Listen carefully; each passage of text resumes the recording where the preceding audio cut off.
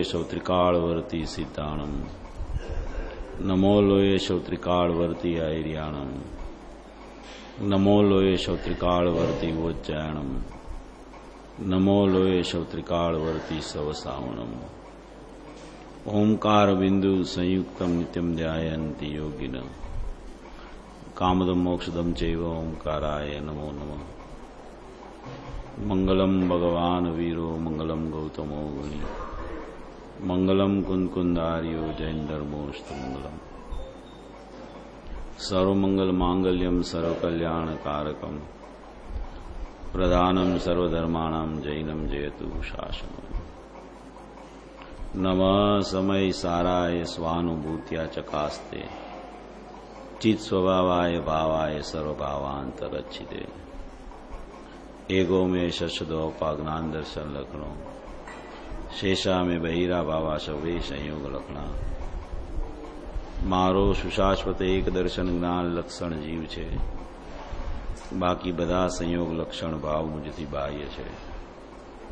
हूँ एक शुद्ध सदा रूपी ज्ञान दर्शनमय करे कई अन्य ते मारू जरी परमाणु मात्र नहीं हरे जे जानतो अरहंत ने गुणद्रव्य ने पर्यायपणे ते जीव जाने आत्म ने तशुमो पामे लायक करे નથી અપ્રમત કે પ્રમત નથી જે એક જ્ઞાયક ભાવ છે એ રીત શુદ્ધ કથાઈને જે જ્ઞાત તે તો તે જ છે જેમ નેત્ર તેમજ જ્ઞાન નથી કારક નથી વેદ કરે જાણે જ કર્મોદય નિર્જરા બંધ તેમજ મોક્ષને ધ્રુવ અચલને અનુપમ ગતિ પામેલ સર્વે સિદ્ધને વંદી કહું શ્રુત કેવડી કથિતા સમય પ્રાકૃતો। ओम श्री नमः श्रीदेव्य नमः श्रीदेव्य नमः श्रीदेव्य।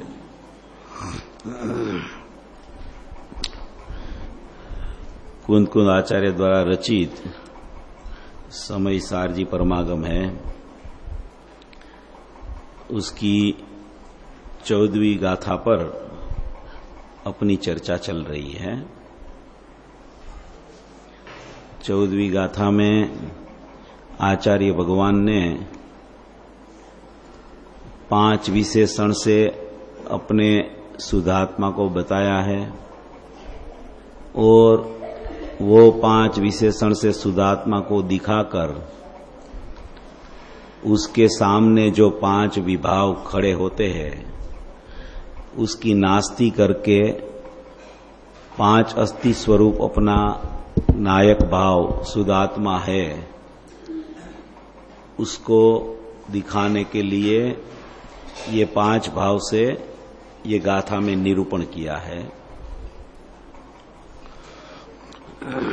आत्मा है वो अनंतता से भरा हुआ है, उसकी अनंतता इतनी अगाध है, इतना अनंततामयी है कि उसकी अनंतता के लिए गुरुदेव तो बहुत दृष्टांत देके अपने को समझाते हैं कि आकाश का जितना प्रदेश से उससे भी अनंत गुणा आत्मा में गुण है, इतनी आत्मा की अनंतता है। वो अनंतता को समझाने के लिए कितने कितने कितने दृष्टांत देके अनंतता की महिमा करते हैं। ऐसा जो अपना महिमावंत शुद्ध स्वभाव है वो महिमावंत स्वभाव की अलग अलग दृष्टांत देके उसमें से शुद्धात्मा का सिद्धांत निकाल के उसकी कोई जीव की रुचि कहाँ पड़ी है, कोई जीव की रुचि कहाँ पड़ी है, कोई जीव की रुचि कहाँ पड़ी है, सभी जीव की रुचि बाहर से हटके अंदर में कैसे आ जाए उसके लिए ये सब दृष्टांत देके विभाव को दूर करके स्वभाव में आने का उपदेश आचार्य भगवान ने 14वीं गाथा में दिया है। अभी जो पूज्य गुरुदेव श्री का प्रवचन चला उसमें पूज्य गुरुदेव श्री ने बहुत अच्छी एक बात करी। 6वीं गाथा का जो कोटेशन लेके जो बात आई कि अनादि से जीव को पर का लक्ष्य छूटता नहीं है। पर का लक्ष्य छूट जाए तो राग उत्पन्न ही नहीं होता, राग का लक्ष्य छोड़ने की जरूरत नहीं पड़ती। ऐसा क्रम है कि पर से दृष्टि छूट जाए, पर का लक्ष्य छूट जाए, पर तरफ का उसका भाव जो अनादि से चल रहा है वो छूट जाए, तो पर से छूटे तो स्व में आवे। अभी बीच में राग उत्पन्न क्यों होता है कि बार बार पर का लक्ष्य करता रहता है, इसीलिए रागादि विभाव उत्पन्न होते हैं। इसीलिए शास्त्रों में विभाव से दूर करने की भी बात आई है, मगर छठवीं गाथा में ऐसा बताया है कि अगर पर से लक्ष्य छूटा तो सीधा स्व में आएगा। वहां ऐसा लिखा है कि पर द्रव्य अन्य द्रव्य का भावों से रहित होके अपना शुद्धपने उपासवामा आवे, वो आत्मा शुद्ध है। अन्य द्रव्य का भाव माने अपना विभाव भाव नहीं, अन्य द्रव्य का भाव माने पुद्गल का भाव। पुद्गल का निमित्त से यहां विभाव होता है, उसको दूर करने की बात छठी गाथा में नहीं आई है। पर द्रव्य का भावों से भिन्नपणे उपासना में आता हुआ उसको शुद्ध कहा जाता है। तो पर द्रव्य की चर्चा है। पुद्गल से भिन्न आत्मा को देखा तो राग उत्पन्न ही नहीं होता है, सिद्धि वितरागता उत्पन्न होती है, तो राग को दूर करने की जरूरत नहीं पड़ती है। गुरुदेव ने बोला कि जिसको अपने आत्मा के प्रति द्वेष है, आत्मा के प्रति द्वेष वर्त रहा है, उसको ही पर की रुचि है, और जिसको पर की रुचि है उसको स्व के प्रति द्वेष है। सब अपन अपन समझ लेना। आत्मा के प्रति द्वेष, उसका कारण पर की रुचि, पर का ममत्व, पर में एकत्व, पर में कर्तृत्व, पर में भोक्तृत्व, पर में स्वामित्व, पर में ज्ञातृत्व, ये सब चीज पर के लक्ष्य से यहां स्व से जीव च्युत होता है। और स्व से च्युत क्यों हुआ? तो पर का लक्ष्य करता है। स्व से च्युत होता है तो पर का लक्ष्य होता है, पर का लक्ष्य होता है तो स्व से च्युत होता है। बहुत अच्छी बात है। माने कि राग से छूटने का प्रयास जीव करता है, मगर पर का लक्ष्य उसको छोड़ना नहीं है। अगर पर का लक्ष्य छोड़ेगा तो राग की उत्पत्ति नहीं होगी। उसी को तो बोला जाता है कि वितरागता की उत्पत्ति हो गई, स्व का लक्ष्य हो गया, पर का लक्ष्य छूट गया। बहुत अच्छी बात है। गुरुदेव की तो सब बात मधुरी होती है, सब मधुरम मधुरम है उसकी बातें। इतनी मधुरता भर देते हैं वो उनकी बातों में भी कि अपने को ऐसे भाव वासन होने का काल पक जाए। अभी ये अपना ही जो 14वीं गाथा में चर्चा चल रही है, उसमें एक जो अवध स्पष्ट की बात अपनी चली, अनन्यपना की बात अपनी चली, अभी नियतपना की बात अपन ने शुरू की है। नियतपना माने स्थायी स्वभाव, स्थायी स्वभाव माने कायमी स्वभाव, कि वो कायमी स्वभाव निरंतर हमेशा कोई भी पर्याय प्रकट होवे तो भी स्थायी स्वभाव ऐसा न ऐसा, ऐसा न ऐसा, ऐसा न ऐसा, ऐसा न ऐसा ही रहता है। चाहे कितनी भी पर्याय में वृद्धि हो जाए, चाहे अक्षर में अनंतवें भाग में एक इंद्री की पर्याय में जीव चला जाए, हानि हो जाए या वृद्धि हो जाए कितनी भी, फिर भी उसका जो स्थायी भाव है, कायमी भाव है, नित्य अस्तित्व वाला भाव है। जैसे समुद्र का दृष्टांत देखे इसमें दिखाया, वो जो समुद्र है उसमें कुछ फार फेर हो सकता नहीं है। वो ऐसा न ऐसा, ऐसा न ऐसा, ऐसा न ऐसा रहा है।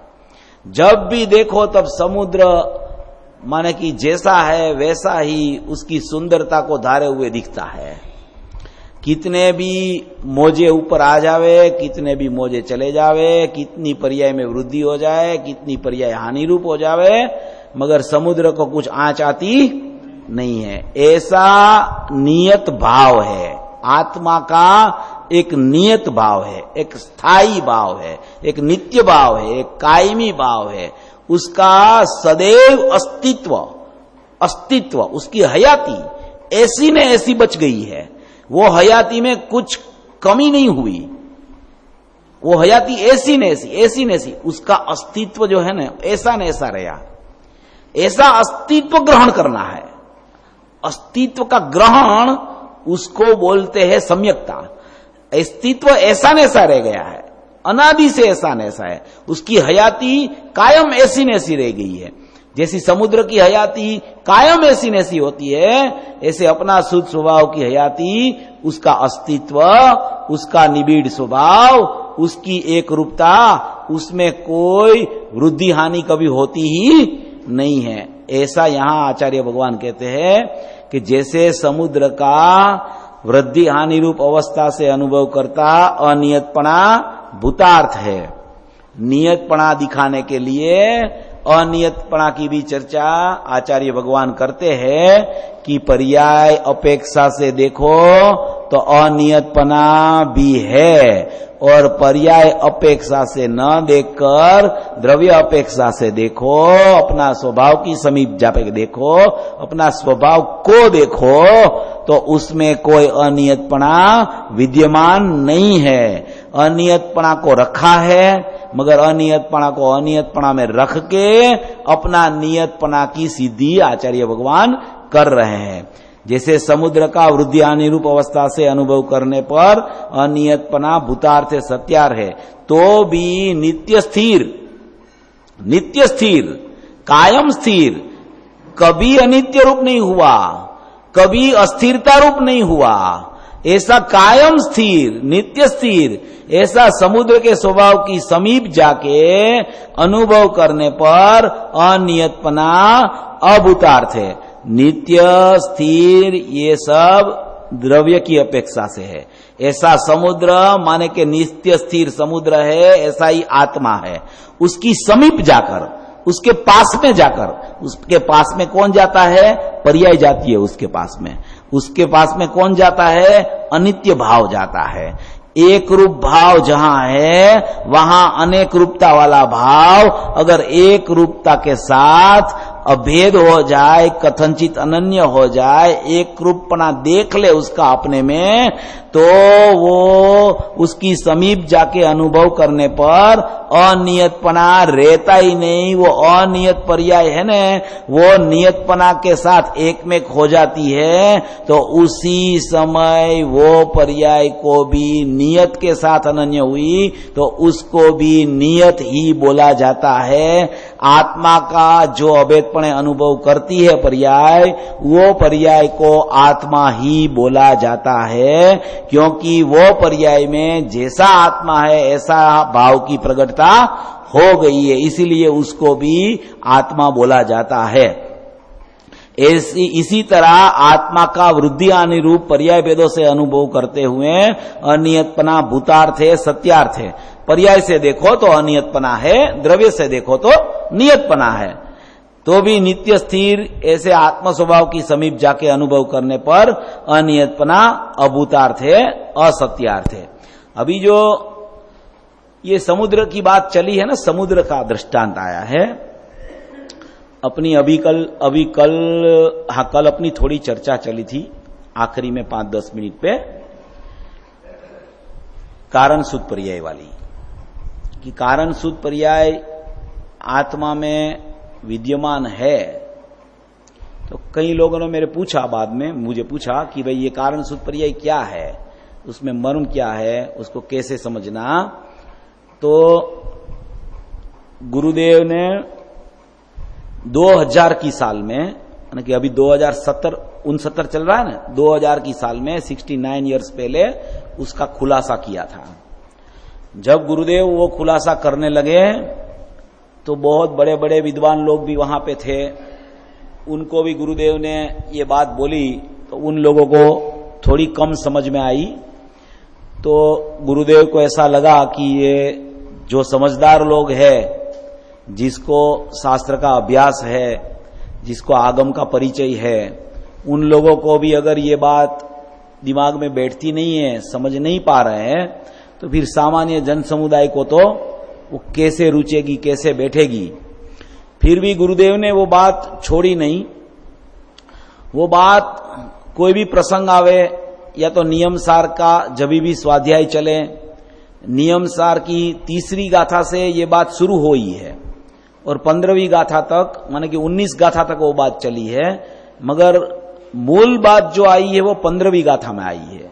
नियम सार की 15वीं गाथा में कारण सूद पर्याय की चर्चा आचार्य भगवान ने की है, गुरुदेव ने कुछ नहीं किया है। आचार्य भगवान ने जो कारण सूद पर्याय बोली है उसका स्पष्टीकरण पूज्य गुरुदेव श्री ने किया है। तो वो बात फिर गुरुदेव ने बार बार कभी भी ऐसा प्रसंग आवे, कभी भी ऐसा समुद्र वाला दृष्टांत आ जावे, कभी भी ऐसी कोई बातें चल जावे, तो गुरुदेव उसको छेड़ते थे वो बात को, कारण सूद पर्याय को। जब गुरुदेव का स्वर्गवास 80 की साल में हुआ, तब तक 80 की साल तक गुरुदेव ने ये बात कही है। जो गुरुदेव के खास प्रवचन है ना, प्रवचन नवनीत में छपे हुए हैं, उसमें भी ये बात पूज्य गुरुदेव श्री ने दोहराई है। माने कि उनको हृदय में वो बात एकदम पसंद पड़ गई थी, उसको पता चल गया था।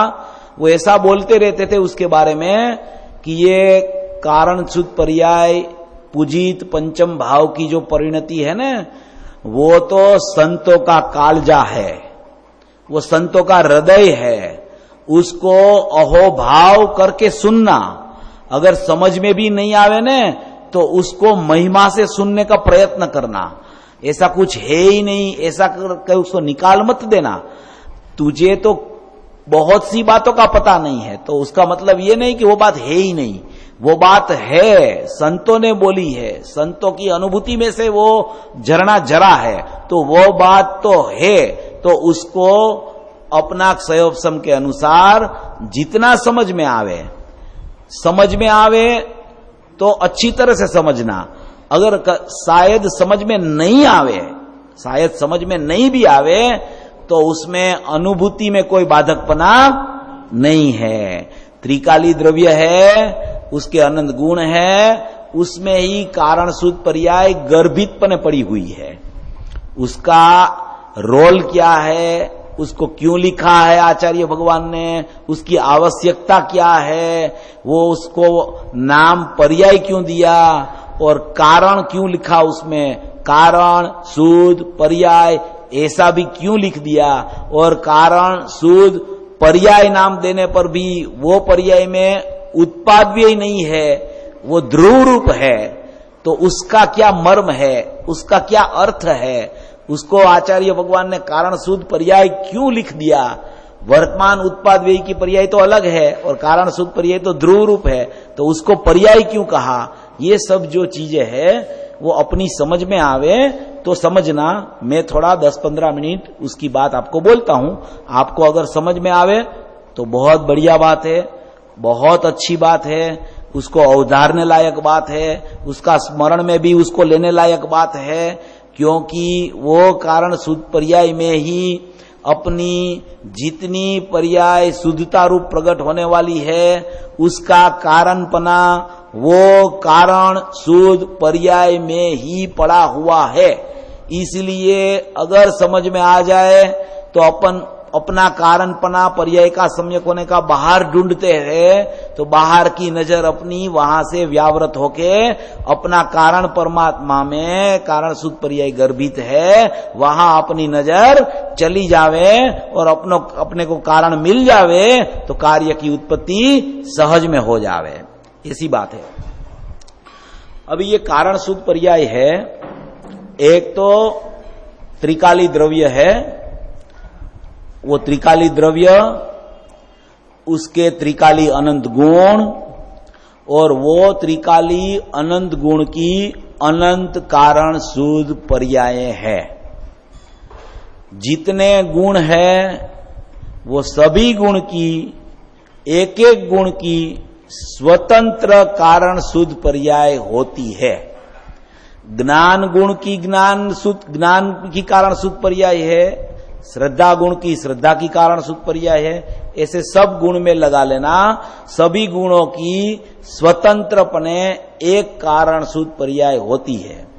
अभी ये द्रव्य, अनंत गुण, अनंत कारण शुद्ध पर्याय, वो तीनों मिलके पूरा द्रव्य दृष्टि का विषय है। वो तीनों मिलके पूरा त्रिकाली द्रव्य, शुद्ध द्रव्य, अखंड द्रव्य, वो दृष्टि का विषय है। वर्तमान औदैहिक, सायोपसमिक, सायिक के औपसमिक जो भाव चलते हैं, वो अंदर कारण शुद्ध पर्याय में, गुण में की द्रव्य में नहीं है। वो सब भाव की पर्याय हैं, वो उत्पाद व्यय वाली है। ये कारण शुद्ध पर्याय है, वो ध्रुव है, उत्पाद व्यय उसमें नहीं है। उसको भी बोला गया है पर्याय, फिर भी वो पर्याय होते छते भी उसमें उत्पाद व्यय अंदर में त्रिकाली ध्रुव में नहीं है, क्योंकि वो कारण शुद्ध पर्याय अनंत गुणों के अंदर में गर्भितपणे कारण रूप से पर्याय हो के अंदर में पड़ी हुई है। तो एक त्रिकाली द्रव्य, उसका अनंत गुण और उसकी अनंत कारण शुद्ध पर्याय, ये तीनों का अभेदपना, एक रूपपना, अखंडपना, उसको बोला जाता है उपादेयभूत तत्व, शुद्ध तत्व, त्रिकाली ज्ञायक भाव, अखंड भाव, दृष्टि का विषय, ऐसा उसको बोला जाता है। अभी वो जो कारण शुद्ध पर्याय है, अभी अपन वर्तमान पर्याय की चर्चा नहीं करते हैं। वर्तमान पर्याय को अपने ज्ञान में से अभी साइड में रख देना। अभी अपनी चर्चा चलती है मात्र त्रिकाली द्रव्य की। जो भी बात चलेगी वो त्रिकाली द्रव्य की चलेगी। वर्तमान पर्याय होगी तो मैं बोलूंगा, आप उसमें मिक्स करोगे तो गड़बड़ हो जाएगा, तो क्या है कि बात समझ में नहीं आएगी। अभी ये त्रिकाली द्रव्य, अनंत गुण और अनंत कारण शुद्ध पर्याय, उसमें अंदर में त्रिकाली द्रव्य में सामान्य विशेषपना है। क्या है? सामान्य विशेषपना। सामान्य एक है, एक विशेष है। एक ध्रुव सामान्य है, एक ध्रुव विशेष है। ध्रुव सामान्य किसे बोला जाता है? द्रव्य जो है उसका अनंत गुण है, वो अनंत गुणात्मक जो द्रव्य है उसको बोला जाता है ध्रुव सामान्य। और उसके साथ में रही हुई कारण शुद्ध पर्याय है, उसको बोला जाता है ध्रुव विशेष। ये ध्रुव सामान्य और ध्रुव विशेष, वो दोनों को एक साथ में अखंडपने देखना, उसका नाम दृष्टि का विषय है। अभी ध्रुव सामान्य एक है, एक ध्रुव विशेष है। अभी गुरुदेव ने इसमें स्पष्टीकरण ऐसा किया कि 4 द्रव्य है, माने कि द्रव्य 6 हैं, जीव, पुद्गल, धर्म, अधर्म, आकाश, काल। तो उसमें धर्म, अधर्म, आकाश, काल, वो 4 द्रव्य हैं। वो 4 द्रव्य में तो उसका द्रव्य, उसका गुण और उसकी वर्तमान उत्पादे वाली पर्याय, उसमें भी कुछ मलिनता नहीं है, वो तो शुद्ध ही है। उसमें पर्याय में परिणमन भी शुद्ध रूप चल रहा है, उसमें कोई मलिनता है ही नहीं। जैसे गुरुदेव ने 21 गुण निकाले जीव की पर्याय के, जीव की संख्या में अनंत गुण है, उसमें से गुरुदेव ने 21 गुण ऐसे निकाले कि 21 गुण की ही पर्याय जो होती है उत्पाद वाली, उसी में ही मलिनता है। अभी अनंत गुण में से 21 गुण को निकाल दो तो कितने गुण रहेंगे? तो 21 गुण में मलिनता है और अनंत गुण की पर्याय भी शुद्ध है। 21 गुण की पर्याय में मलिनता चलती है, बाकी के अनंत गुण की पर्याय है, उसमें कोई मलिनता जीव में भी नहीं है। इसी तरह 4 द्रव्य जो है, धर्म, अधर्म, आकाश, काल, उसकी वर्तमान उत्पाद वाली पर्याय में भी मलिनता नहीं है। तो गुरुदेव ने ऐसा ये कारण सूत्र पर्याय की बात करते हुए एक बात निकाली कि अगर वो चारों द्रव्य में उसकी वर्तमान पर्याय में भी शुद्धता भरी है, उसमें कोई मलिन परिणमन नहीं है, तो ऐसा कुछ जीव में भी होना चाहिए। द्रव्य तो सब है, तो एक द्रव्य में है वो दूसरा द्रव्य में तो होना ही चाहिए, ऐसा तर्क लगाया गुरुदेव ने। तर्क माने वास्तविकता।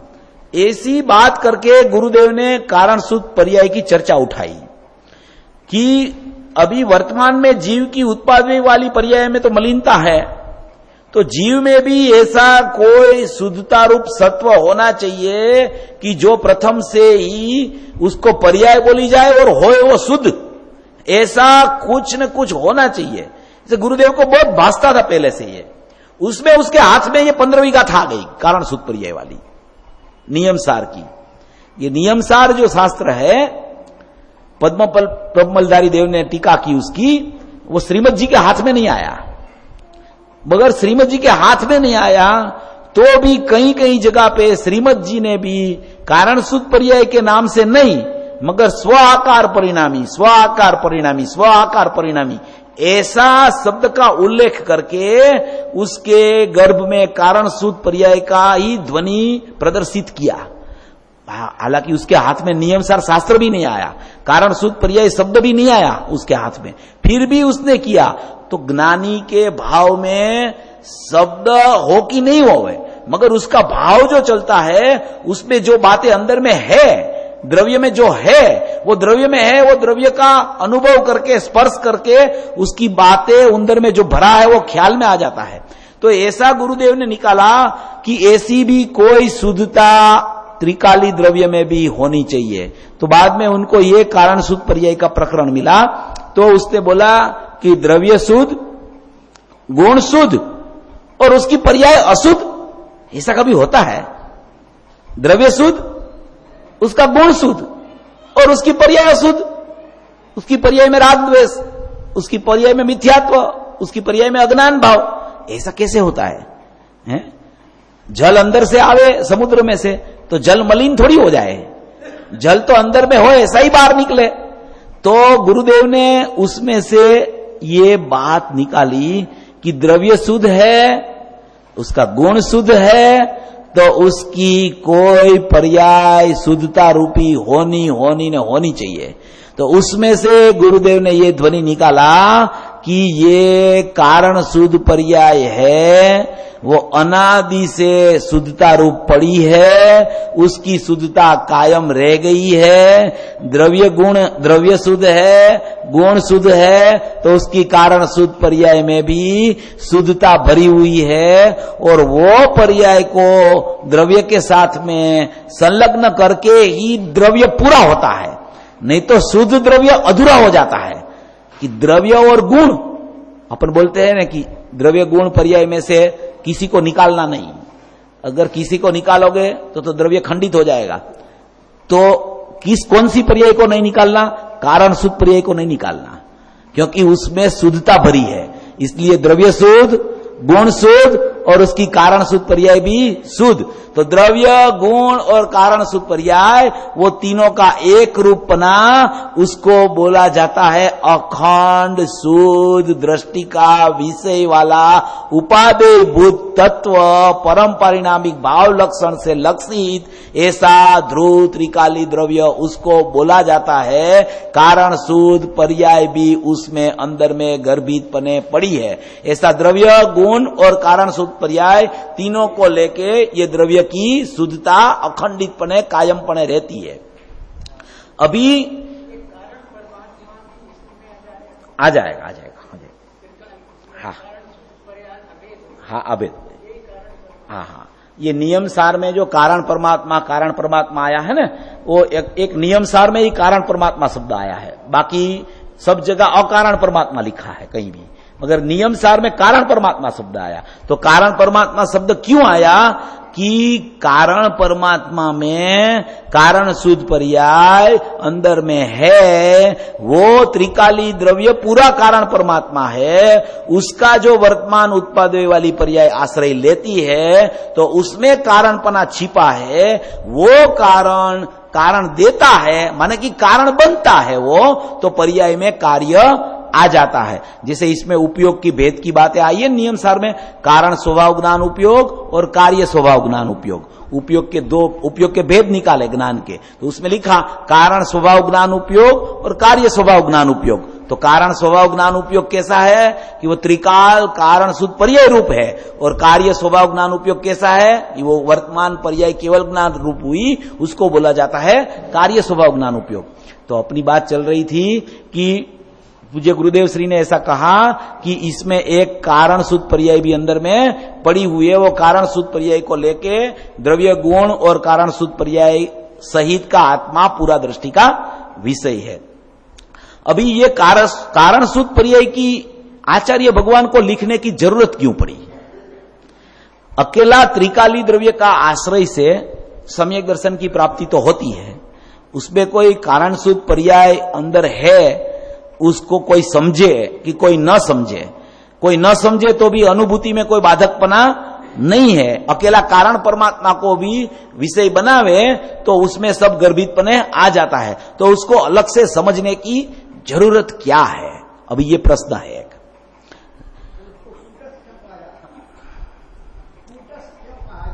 हाँ, कुटस्थी है, वो ध्रुव है, उसमें परिणमन नहीं है। जिसमें परिणमन नहीं हो, जिसमें उत्पाद्य का परिणमन नहीं हो, उसको कुटस्थ बोला जाता है, वो ध्रुव रूप है। पर्याय माने उत्पाद्य वाली पर्याय की चर्चा नहीं है यहां। पर्याय माने भेद, भेद को भी पर्याय बोलते हैं और उत्पाद्य को भी पर्याय बोलते हैं।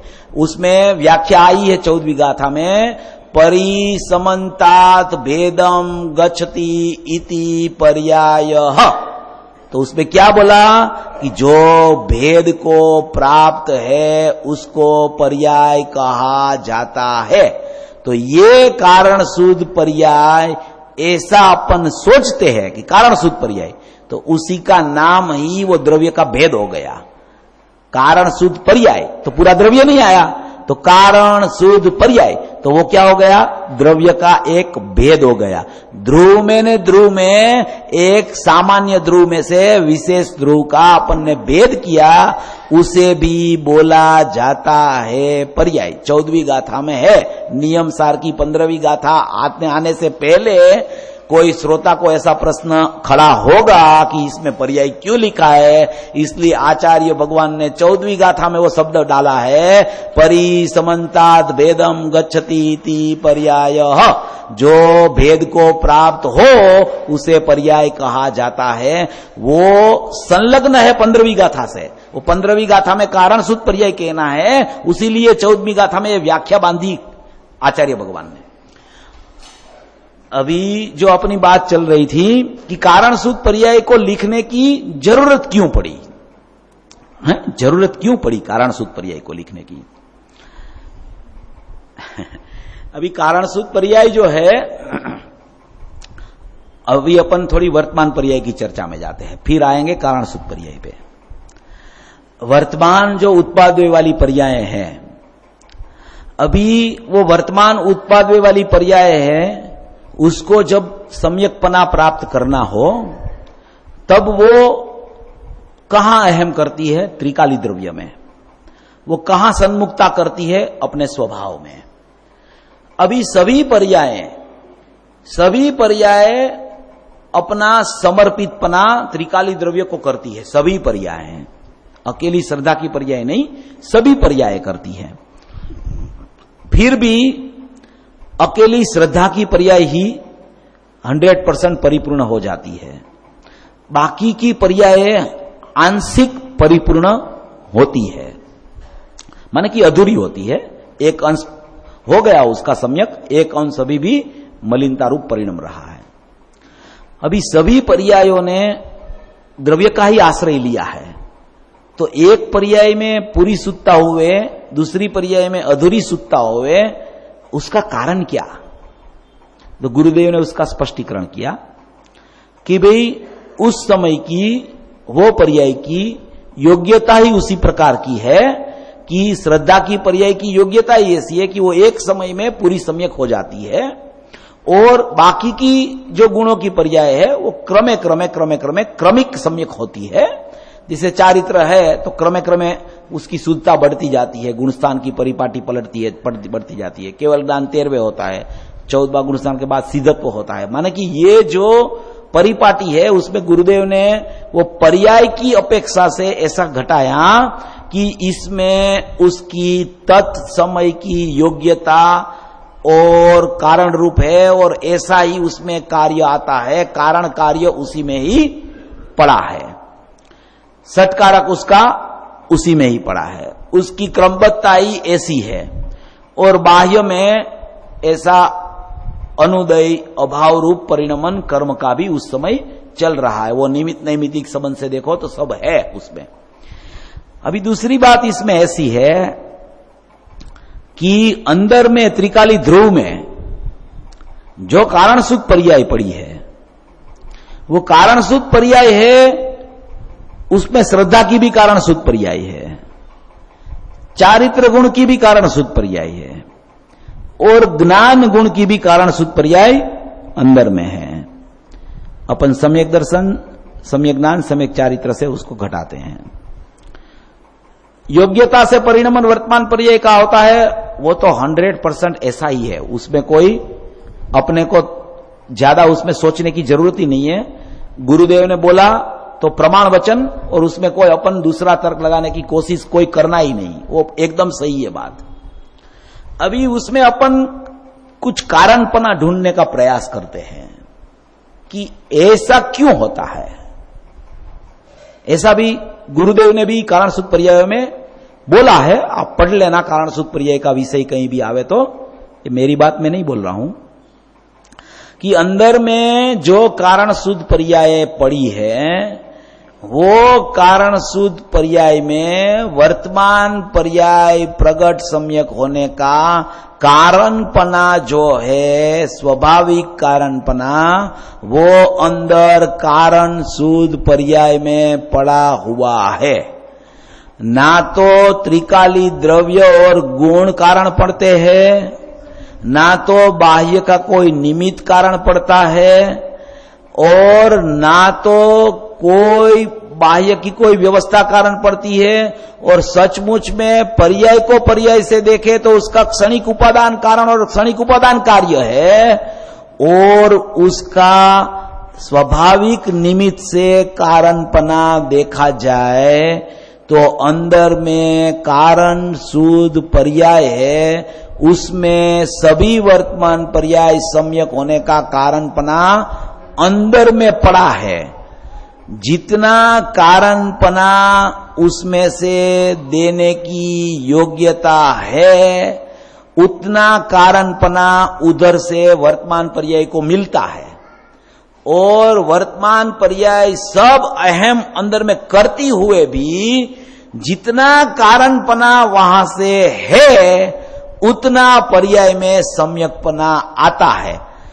अंदर का कारण से वहां कार्य ऐसा नहीं होता है, कार्य तो अपनी योग्यता से होता है, मगर स्वाभाविक निमित्त अंदर में देखा जाए तो ऐसा भी है कि अंदर में कारणपना पूरा पाड़ने की जितनी योग्यता अंदर में कारण शुद्ध पर्याय में जो गुण की पड़ी है, उतना ही कार्य वर्तमान पर्याय में अपने सत षटकारक से प्रदर्शित होता है।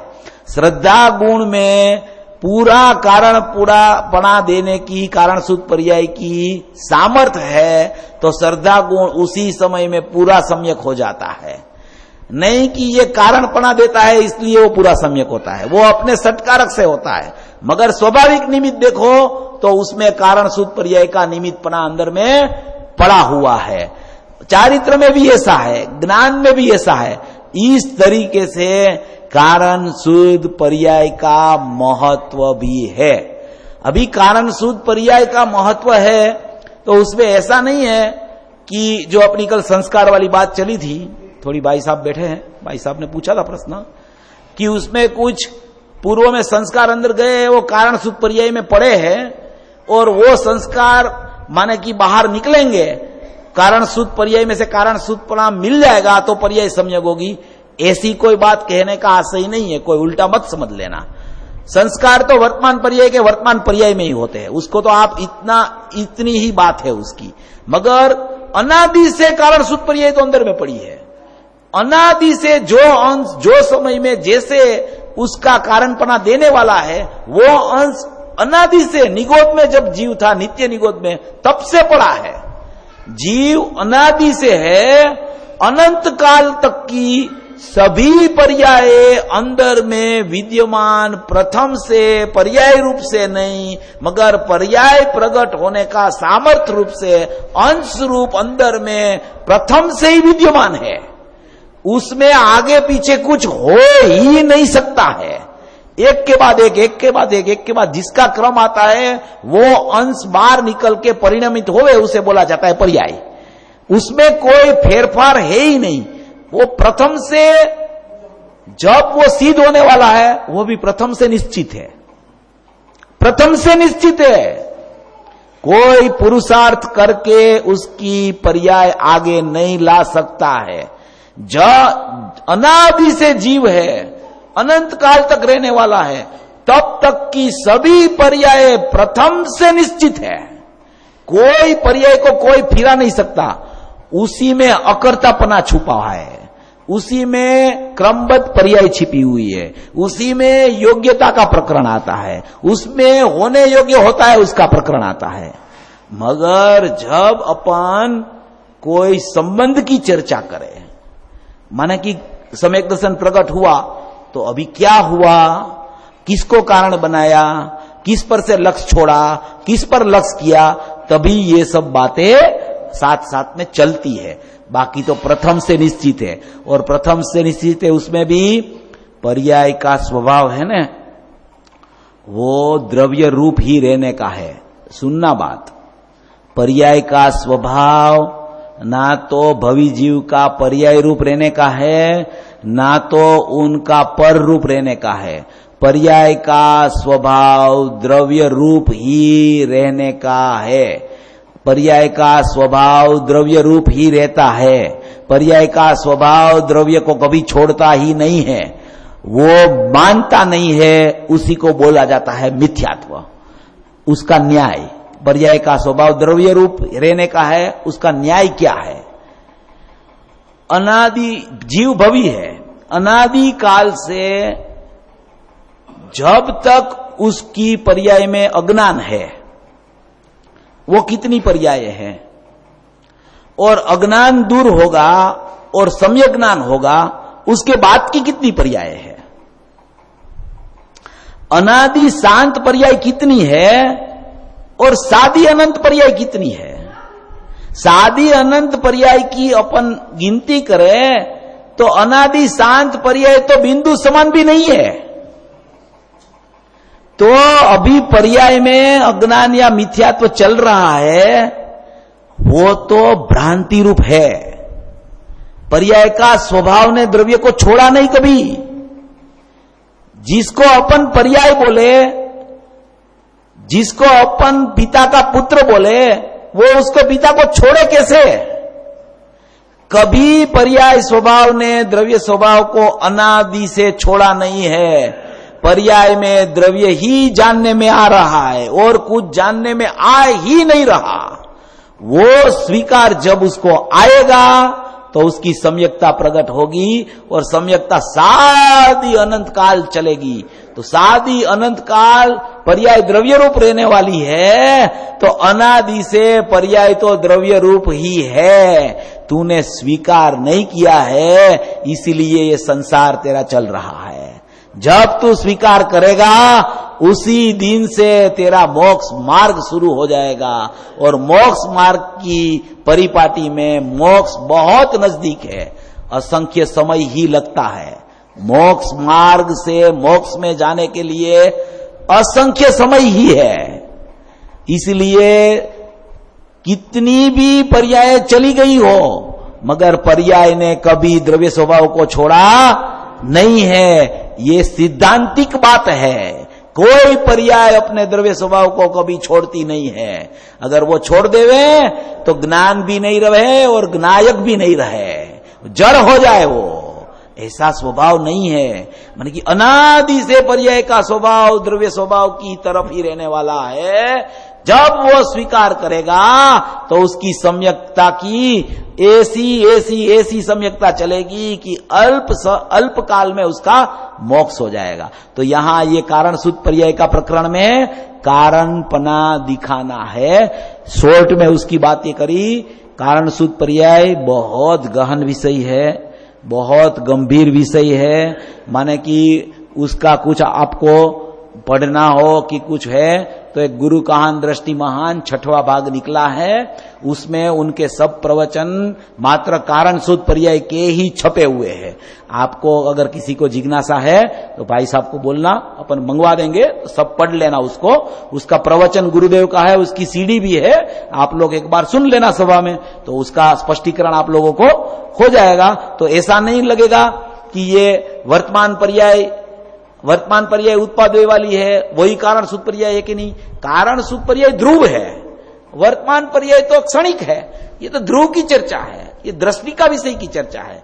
कारण सूत्र पर्याय है ना, उसको भेद से देखो ना तो पर्यार्थिक नहीं का विषय है, उसको अभेद से देखो तो द्रव्यार्थिक नहीं का विषय है। गुण को भी भेद से देखो तो पर्यार्थिक नहीं का विषय है, अभेद से देखो तो द्रव्यार्थिक नहीं का विषय है। वो अभेद है अंदर में, वो ध्रुव है, वो उसको बोला जाता है कारण सूत्र पर्याय को ध्रुव की ध्रुवता। ध्रुव की ध्रुवता माने कि ध्रुव तो है, वो ध्रुव सामान्य है, और ध्रुव की ध्रुवता कैसी है, ध्रुव विशेष है, वो ध्रुव की ध्रुवता है। सभी चीज में सामान्य विशेषपना है। त्रिकाली द्रव्य में सामान्य विशेषपना है। त्रिकाली द्रव्य में ध्रुव सामान्य और ध्रुव विशेष। प्रमाण का द्रव्य में सामान्य विशेषपना है कि एक द्रव्य गुण और एक वर्तमान पर्याय। वर्तमान पर्याय को बोला जाता है विशेष, द्रव्य गुण को बोला जाता है सामान्यपना। त्रिकाली द्रव्य में सामान्यपना हो गया, प्रमाण का द्रव्य में सामान्य विशेष हो गया, त्रिकाल का द्रव्य में, प्रमाण का द्रव्य में सामान्य विशेष हो गया। अभी आगम का द्रव्य और अध्यात्म का द्रव्य। आगम का द्रव्य किसे बोलते हैं, द्रव्य गुण पर्याय स्वरूप पूरी वस्तु की जिसमें मोह राग द्वेष भी शामिल है, उसको बोला जाता है आगम का द्रव्य। वो आगम का द्रव्य में सामान्य विशेष क्या, तो कि सामान्य त्रिकाली द्रव्य और मोह राग द्वेष वाली पर्याय है, वो उसका विशेष। अभी अध्यात्म का द्रव्य, अध्यात्म द्रव्य क्या, द्रव्य गुण पर्याय, उसको बोलते हैं अध्यात्म का द्रव्य। अध्यात्म का प्रमाण, अध्यात्म का प्रमाण क्या, द्रव्य गुण शुद्ध और उसकी पर्याय भी शुद्ध, उसको भी बोला जाता है सामान्य विशेष। कोई भी चीज में सामान्य विशेष है। एक पर्याय ले लो ना, एक पर्याय में सामान्य विशेष है। एक पर्याय में पर्याय को उसकी क्षणिक उपादान से देखो तो वो सामान्य है, उसको नैमित्तिक से देखो तो विशेष है। एक पर्याय में सामान्य विशेष, उपादान से देखो तो वो पर्याय सामान्य है, उसको नैमित्तिक से देखो तो वो पर्याय विशेष है। ऐसे सभी चीज में सामान्य विशेषता घटती है। त्रिकाली द्रव्य में घटती है, प्रमाण का द्रव्य में घटती है, आगम का द्रव्य में प्रमाणता घटती है सामान्य विशेष वाली, अध्यात्म का द्रव्य में घटती है। एक पर्याय में सामान्य विशेषपना घटता है। ऐसा बहुत अध्यात्म का विषय गहरा और गहन और आनंददायक है। ये सब समझने से क्या है, सब बाह्य का विकल्प छूट जाता है, अंदर में जीव रहता है। वो रहे तो कहां, द्रव्य गुण पर्याय में। अभी पर्याय में अशुद्धता है, वो दूर करने के लिए क्या, तो कि द्रव्य शुद्ध है उसको देख। द्रव्य शुद्ध को देखा तो पर्याय कैसी हो गई, तो बोले निर्मल हो गई। तो कि निर्मल हो गई तो भी प्रमाण छूट गया, तो कि प्रमाण रह गया, अध्यात्म का प्रमाण हो गया। प्रमाण स्वरूप कायम जीव है, प्रमाण स्वरूप कभी छूटता नहीं है। द्रव्य गुण पर्याय स्वरूप वस्तु कभी छूटती नहीं है। प्रमाण स्वरूप अनादि अनंत है, कोई समय प्रमाणपना छूटता नहीं है। अहम के लिए प्रमाण नहीं है, अहम होता है तब प्रमाण का जन्म होता है, और अहम नहीं है तब तक वो प्रमाण है, वो विकल्पात्मक प्रमाण है। माने कि सामान्य विशेषपना कायम रहता है और दृष्टि सामान्य की हो जाती है, तो पर्याय में सम्यक विशेषता प्रकट हो जाती है। ऐसा स्वभाव है। द्रव्य पर्याय स्वरूप समझना है और कुछ समझने का प्रयत्न ही नहीं करना। एक द्रव्य और एक पर्याय, बस। पर्याय में क्या है और द्रव्य में क्या है, मैं कौन हूं, मैं पर्याय हूं कि मैं द्रव्य हूं, बस मैं द्रव्य हूं, बस पर्याय आ जाएगी द्रव्य पर। ऐसी सोच करने से बाह्य तरफ अपना उपयोग जाएगा ही नहीं, रहेगा न तो अपना वर्तुड़ में रहेगा, और वर्तुड़ में रिड्यूस द रेडियस, वर्तुड़ को टूका करो, वर्तुड़ को केंद्र बिंदु में लाओ। केंद्र बिंदु क्या है? त्रिकाली द्रव्य। तो वर्तुड़ में आके फिर त्रिकाली द्रव्य में चले जाओ, तो उसमें सम्यक्ता का जन्म होगा होगा और होगा। ये तीसरा बोल अपना चल रहा है कि जैसे समुद्र में वृद्धि अनिरूप अवस्था से अनुभव करने पर अनियतपना भूतार्थ है, सत्यार्थ है, तो भी नित्य स्थिर, ऐसे समुद्र स्वभाव की समीप जाकर अनुभव करने पर अनियतपना भूतार्थ है, सत्यार्थ है। इसी तरह आत्मा का वृद्धि अनिरूप पर्याय भेदों से अनुभव करता, आत्मा का वृद्धि अनिरूप पर्याय भेद उसमें भी प्रगट पर्याय में है, ऐसा उसको अनुभव करके जान के अनियतपना भी है, उसकी सत्ता में अनियतपना भी है, तो भी नित्य स्थिर ऐसे आत्म स्वभाव की समीप जाकर अनुभव करने पर अनियतपना अभूतार्थ है, असत्यार्थ है। देखो ये सब बोल में सामान्य विशेष आता है, सभी बोल में सामान्य विशेषपना है। सामान्य माने द्रव्य, विशेष माने पर्याय। सामान्य का लक्ष्य किया तो पर्याय में मलिनता दूर होके पर्याय में शुद्धता प्रकट हो गई। अभी चौथा बोल है, चौथा बोल अपन जरा शुरू कर लेते हैं। चौथा बोल सूक्ष्म है। ये तीनों बोल जो आया ना, वो तीनों बोल पर्याय का बोल है। ये चौथा बोल है ना, वो द्रव्य में गुण का बोल है। तीनों बोल पर्याय का है, चौथा बोल गुण का है। गुण में क्या होता है कि द्रव्य तो अनंत गुणात्मक एक है, और उसमें एक एक एक एक एक एक एक एक एक एक करके अनंत गुण है। वो अनंत गुण है ना, वो अनंत गुण अपनी अपनी खुद की अस्तित्व लेके रहे हैं। वो अनंत गुण में सभी गुण का लक्षण अलग अलग है, सब गुण का अस्तित्व पृथक पृथक है। वो अतद्भाविक अन्यत्व लेके अंदर में त्रिकाली द्रव्य में बसे हुए हैं। जैसे इसमें तो गुण भेद का निषेध का ये बोल है, अपन उसको पूरा समझ लेते हैं पहले कि जैसे गुण है ना, गुण तो ऐसा ही अपन ने समझा है कि आत्मा अभेद है, उसमें अनंत गुण है। तो अनंत गुण है, मगर अनंत गुण है वो अभेद होके देखना, वो तो त्रिकाली द्रव्य है, मगर वो गुण एक एक एक एक अपना स्वतंत्र अस्तित्व लेके अंदर में है। स्वतंत्र अस्तित्व खंडित नहीं हो गया है, तो अखंड रूप, मगर उसमें भी अतद्भाविक अन्यत्व उसमें भी रह गया है। लक्षण की अपेक्षा से अपन देखें तो सब गुण पृथक पृथक पृथक पृथक पृथक है, और लक्षण का भेद को छोड़ के अपन त्रिकाली द्रव्य को देखने की दृष्टि करें तो सभी गुणमय आत्मा है, गुणात्मक आत्मा है, अनंत गुणमय आत्मा है। गुरुदेव ने तो यहां तक कहा है कि अनंत गुण वाला तो नहीं बोलना, अनंत गुण वाला आत्मा है ऐसा तो नहीं है, आत्मा अनंत गुणमय है। फिर गुरुदेव ने एक ऐसी बात कर दी कि अनंत गुणमय है ना, वो व्यवहार है। क्या बोला? अनंत गुणमय है वो व्यवहार है, ऐसा बोला गुरुदेव ने। व्यवहार क्यों बोला? अनंत गुणमय है उसको व्यवहार क्यों बोला? कि अनंत गुण पे तेरी दृष्टि जावे तो उसको व्यवहार बोला जाता है। एक त्रिकाली द्रव्य मैं हूं, उधर दृष्टि नहीं जावे तब तक अनंत गुणात्मक हूं कि अनंत गुणमय हूं, वो सब व्यवहार में जाता है। इसीलिए गुरुदेव ने बोला कि अनंत गुणमय कहना वो भी व्यवहार हो जाता है। तो ये गुण जो है अपना अपना अपना अपना स्वतंत्र अस्तित्व, स्वतंत्र लक्षण लेके बैठा है। जैसे ज्ञान का लक्षण जानना है, श्रद्धा का लक्षण प्रतीति है, चारित्र का लक्षण लीनता है, विभु गुण का लक्षण व्यापकपना है, पुरुषार्थ का लक्षण वीर्य का लक्षण पुरुषार्थ है। तो ये सब जो गुण है वो स्वतंत्र अपना अपना अपना अपना लक्षण लेके अंदर में अपने स्थान में त्रिकाली द्रव्य के साथ अखंड रूप से रहे हुए हैं।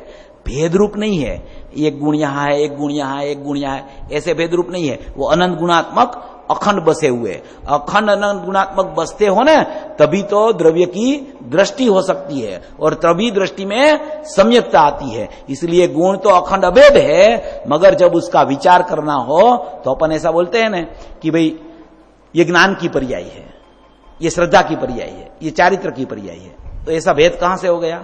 तो कि अंदर गुण में भी ऐसा है कि ये ज्ञान गुण है, ये श्रद्धा गुण है, ये चारित्र गुण है, इसलिए उसकी पर्याय पृथक पृथक होती है। अगर ऐसा पृथक पृथकता अंदर में भी अतद्भाविक अन्यत्व नहीं होवे तो एक गुण की पर्याय सम्यक होवे ने तो सभी गुण की पर्याय सम्यक हो जावे। इसलिए ऐसी पृथकता भी अंदर में समझना और पृथकता पे दृष्टि मत डालना। ज्ञान करने के लिए सब बात आती है, अपृथकता पे दृष्टि डाल के मैं अभेद अखंड अनन्य त्रिकाली ध्रुव अनंत गुणात्मक अनंत गुणमय परमात्मा हूं, ऐसी दृष्टि जाएगी तब ही सम्यक श्रद्धा का जन्म होगा। ये बोल अपन बाद में कल चलाएंगे। ये बहुत अच्छा बोल है, गुणभेद का बोल है, गुणभेद का छोड़ के गुणी पर दृष्टि डालने का बोल है। इसमें दृष्टांत भी बहुत अच्छा दिया है आचार्य भगवान ने, इसको अपन कल चालू करेंगे। और इसके बारे में भी, ये कारण सूत्र पर्याय के बारे में भी कोई किसी को प्रश्न हो ना तो दोपहर को लिख के दे देना, तो और भी थोड़ा स्पष्टीकरण आपको समझना है तो हो जाएगा। बस ये 14वीं गाथा, ये चौथा बोल है, इसके बाद में इसका 5वां बोल आएगा और बाद में इसका भावार्थ तो बहुत बड़ा है, अपन भावार्थ भी ले लेंगे। भावार्थ में मर्म भी ज्यादा बड़ा है। ये 5 बोल तो सिद्धि कर देंगे मगर भावार्थ भी ले लेंगे। भावार्थ में थोड़ी खंडन मंडन वाली बातें भी है, उसमें अपन उसको भी थोड़ा ले लेंगे। अन्य मतार्थ की बात है, क्या है वो सब पूरा उसमें विषय है, वो भी अपन ले लेंगे। ये 14वीं गाथा का स्वाध्याय करके सभी भवी जीव मोक्ष मार्ग पे त्वरित चले, ऐसी मंगल भावना।